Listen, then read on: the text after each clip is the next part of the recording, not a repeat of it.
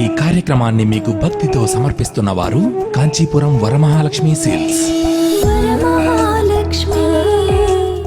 ఈ షాపు నాదయ్య, ఆ ముసలాయింది కాదు. ఇది ఒక వింత అనుభవం, సాయి ఇచ్చిన విచిత్రమైన అనుభవం. ఇది తమ్నేల్. నిజంగా ఇది ఒక వింత అనుభవం, విచిత్రం. నిజంగా ఏమిటి ఇలా జరుగుతుందా? ప్రాక్టికల్గా జరిగినటువంటి అనుభవం మీరందరూ వింటే చివరిదాకా వినండి, ఆశ్చర్యపోతారు. సాయి లీలలు కొన్ని సందర్భాల్లో మనకు అవి అగమ్య గోచరాలు, ఏం కనపడవు. ఒక భక్తురాలు స్వయంగా నాకు చెప్పినటువంటి అంశం ఇది. చాలా మంచి సాయి భక్తురాలు ఆమె, హైదరాబాద్లోనే ఉంటుంది. ప్రతి సంవత్సరం అవకాశం దొరికినప్పుడల్లా బాబా వద్దకు వెళ్ళి రావటం, మనస్తాపానికి గురైనప్పుడల్లా కూడా షిరిడీకి వెళ్ళి రావటం చేస్తూ ఉండేదట. ఒకసారి, అంటే ఐ థింక్ ఇది 2-3 years బ్యాక్ జరిగిన ఘటన. షిరిడీకి వెళ్ళిందట, ఒంటరిగానే వెళ్ళింది. షిరిడీకి వెళ్లే ముందే సెల్ ఫోన్ ఏదో బ్రేక్ అయితే అయ్యో అని చెప్పి మళ్ళీ ఒక 10,000-15,000 అదే సంథింగ్ ఒక 16,000-20,000 పెట్టి కాస్ట్లీ ఫోన్ కొనుక్కుందట. సరే షిరిడీ బయలుదేరింది, షిరిడీ వెళ్ళింది, కాలకృత్యాలన్నీ తీర్చుకొని దర్శనం కోసం బయలుదేరింది. ఆ హడావిడిలో సెల్ ఫోన్ తీసుకుని వెళ్ళింది, గుర్తొచ్చింది. మళ్ళీ రూమ్లో పెడితే రూమ్ క్లీనింగ్ వాళ్ళు వచ్చిన వాళ్ళు సెల్ ఫోన్ ఎత్తుకుపోతారేమో, మనమే తీసుకుపోతాం, కానీ ఏం జరిగితే అది జరుగుతుందని చెప్పి వెళ్ళింది. తీరా అక్కడికి వెళ్ళేటప్పటికి సెక్యూరిటీ వాళ్ళు సెల్ ఫోన్ని ఆపేశారు. సెల్ ఫోన్ ఉంది, మీరు డిపాజిట్ చేసేయండి, లేదంటే వెలో చేయమని చెప్పారు. అయ్యో అని చెప్పి బయటకు వచ్చి ఏం చేయాలో అనుకుంటూ ఉండగా కొద్ది దూరం వెళ్ళగానే ఒక షాప్ కనపడింది, ఒక చిన్న షాప్, అదే సంథింగ్ పాన్ షాప్ ఏదో చెప్పింది ఆమె. అందులో ఒక ముసలాయన నిలబడి ఉన్నాడు, ఆ షాప్ యజమాని. తెల్ల గడ్డము, తెల్ల జుట్టు, లాల్చి వేసుకున్నాడు, తెల్ల లాల్చి, తెల్ల పైజమా, బాగా ముసలివాడు. ఈ షాపు ముందు నిలబడి ఏం చేయాలని చెప్పి అటు ఇటు చూస్తున్నప్పుడు బేటీ ఇది రావో అని పిలిచాడు. అమ్మాయి ఇటు రా అని. ఈమె వెంటనే ఏంటి బాబా అని అలా అనిపించింది ఈమెకి. ఎవరిని చూసినా మనకి అదే అనిపిస్తుంది ఆ వయసులో ఉన్నవారిని. ఎందుకు, ఏంటి వెతుకుతున్నావు, టెన్షన్ ఏంటి అన్నాడు. లేదు అయ్యా, ఇట్లా నేను దర్శనానికి వెళ్ళాలి, ఈ సెల్ ఫోన్ ఏమో వాళ్ళు అలౌ చేయట్లేదు కదా, అదే సెల్ ఫోన్ డిపాజిట్ చేయాలి, ఎక్కడ చేయాలో అర్థం కావట్లేదు అన్నప్పుడు, ఎందుకు ఇంత ఆలోచిస్తావమ్మా, నేనున్నా కదా ఇక్కడ, నీ సెల్ ఫోన్ ఈ షాపు నాదే, దిగులేం పడకు అంటే తటపటాయించింది. కాస్ట్లీ సెల్ ఫోన్ అసలుకే, ఎక్కడ పోతుందో అని భయం, అంతే కదా ఎవరికైనా. ఆయనకి అర్థమయ్యి, అమ్మా నీ ఫోన్కి ఏ టెన్షన్ ఉండదు, నేను జాగ్రత్తగా చూసుకుంటా, చూడు ఇదిగో కవర్ చూడు ఎంత గట్టిగా ఉందో తీసుకొని కవర్లో పెట్టి డ్రా ఓపెన్ చేసి క్యాష్ కౌంటర్ ఓపెన్ చూడు, నా క్యాష్ కౌంటర్లో పెడుతున్నాను, క్యాష్ కౌంటర్లో పెట్టి లాక్ చేసి తన జేబులో వేసుకున్నాడు. వెళ్ళేసారమ్మా. ఈమె ఇంకా వడివడిగా వేగంగా మందిరానికి వెళ్ళి దర్శనం చేసుకుంది, చక్కగా బాబాని సంకల్పాలు చెప్పుకుంది, సంతోషపడింది. దర్శనం ఎంత అయ్యిందట. అనుకోకుండా అది హారతి లైన్ అయిపోయింది. చూడండి, హారతికి వెళ్ళి హారతి కూడా చేసుకొని బయటకు వచ్చింది. దాదాపు 1:30 అయింది. ఆ షాపు దగ్గరకు వచ్చేటప్పటికి, అంటే ఫోన్ తీసుకోవాలి కదా మరి, ఆ షాపులో తొంగి చూసేటప్పటికి ఆ ముసలాయన లేడు, ఇంకొక ఎవరో ఒక యంగ్ పర్సన్ ఉన్నాడు. సరే అని చెప్పి, అయ్యా నా సెల్ ఫోన్ ఇవ్వండి. సెల్ ఫోన్ ఏమిటి అన్నాడు అతను.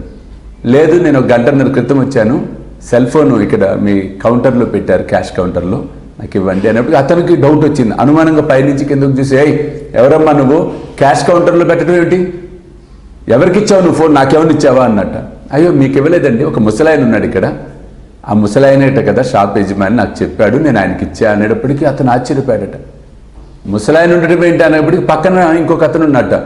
ఏంటమ్మా ఈ షాప్ ఇతంది, ఏ ముసలాయింది కాదు, ఇతని సొంత షాప్ ఇది, నువ్వెవరిని చూసావో, లే నీ మాటలు నమ్మబుద్ధి కావట్లా, ఏనమ్మా క్యాష్ కౌంటర్ తాళాలు అతని దగ్గర ఉంటాయి, క్యాష్ కౌంటర్లో పెట్టడం ఏంటమ్మా, అందులో ముసలాయన వచ్చి పెట్టడం ఏంటి, వెళ్ళకపోతే పోలీసులు పిలిస్తే ఏదో నిన్ను చూస్తుంటే మాకు బస్కా కొట్టే దానిలో ఉన్నావే అని చెప్పి, ఎందుకు వాళ్ళకు భయం వేస్తుంది, ఈమెను చూస్తుంటే, ఈమెకి భయం వేస్తుంది వాళ్ళని చూస్తుంటే, ఇంకేం అర్థం కావట్లేదు. ఈమెకి అరికాలు కింద భూమి కదిలిపోతుంది, ఇదేంటి నా చేతులారా ఇచ్చాని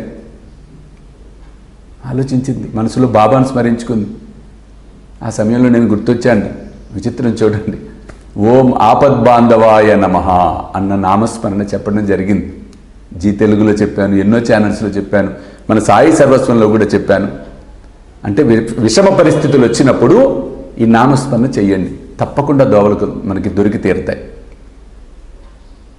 ఆ నామస్మరణ అనుకుని ఒకటే అనుకుంది, బాబా దయచేసి కాపాడు, నాకేం అర్థం కావట్లేదు, అసలు నేను దొంగనైపోతున్నానండి ఇప్పుడు విచిత్రంగా అని. అయ్యా ఒక్కసారి ఇదిగోండి నా చూడండి, నాకు నా ఆధార్ కార్డు, హైదరాబాద్ నుంచి వచ్చాను నేను అర్థమైంది, నేనేం దొంగని కాదు. ఒక్కసారి ఆ లాకర్ మీ క్యాష్ కౌంటర్ ఓపెన్ చేసి ఒక్కసారి చూడండి, అందులో సెల్ ఫోన్ ఉంటుందండి, నా కళ్ళ ముందు పెట్టాడండి ఆ ముసలాయన అనేటప్పటికీ అతను తిట్టుకుంటూ తప్పక క్యాష్ కౌంటర్ ఓపెన్ చేసేటప్పటికి అందరికీ గుండె ఢామ్ అంది. ఒక్కసారి అక్కడ కవర్ ఉంది, ఆ కవర్ తీసి చూస్తే అందులో సెల్ ఫోన్ ఉంది. నొక్కి చూస్తే ఈ అమ్మాయి బాబాని అలా పట్టుకున్న ఆ పిక్ ఏదైతే ఉందో స్క్రీన్ ఫోటో. ఒక నిమిషం షాప్ అతను అర్థం కాల, ఎవరిని చూసావు నువ్వు, ఏ టైంలో వచ్చావు అని అడిగాడు. నేను కరెక్ట్గా 10:50 ఆ ప్రాంతాల్లో వచ్చానయ్యా. పక్క షాప్ అతను, అన్నా నువ్వు 10:30కి వెళ్ళి 11ంటికి వచ్చావు కదా, నేను ఒక్కడిని షాప్లో చూస్తూ ఉన్నానే, నువ్వు చెప్పెళ్ళావు కదా కొద్దిగా షాప్ చూసుకోమని చెప్పని అంటే. అప్పుడు అర్థమైంది అతనికి.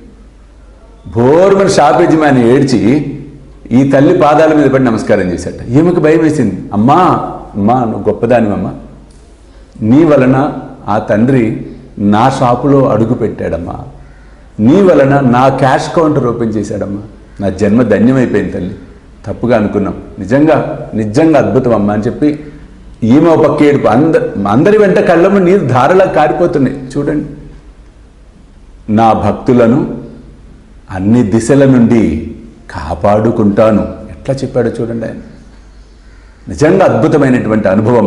ఇటువంటి అనుభవాలు అందరికీ ఆ బాబా అందించాలని, మిమ్మల్ని అందరినీ అద్భుతమైనటువంటి స్థితిలో ఉంచాలని, ఆ తండ్రి అనుగ్రహం పరిపూర్ణంగా లభించాలని మనస్ఫూర్తిగా ఆశీర్వదిస్తూ, సర్వే జన సుఖినో భవంతు, సర్వం శ్రీ సాయినాథార్పణమస్తు. జై సాయినాథ్.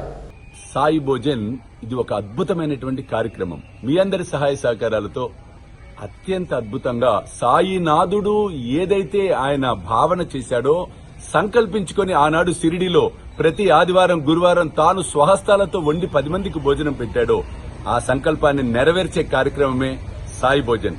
ఏ అకేషన్ అయినా అవ్వచ్చు, ఏ కార్యమైనా దాని సందర్భంగా మీరు కూడా ఈ సాయి భోజనంలో పాలు పంచుకోండి, సాయి కృపకు పాత్రులు కండి. జై సాయినాథ్.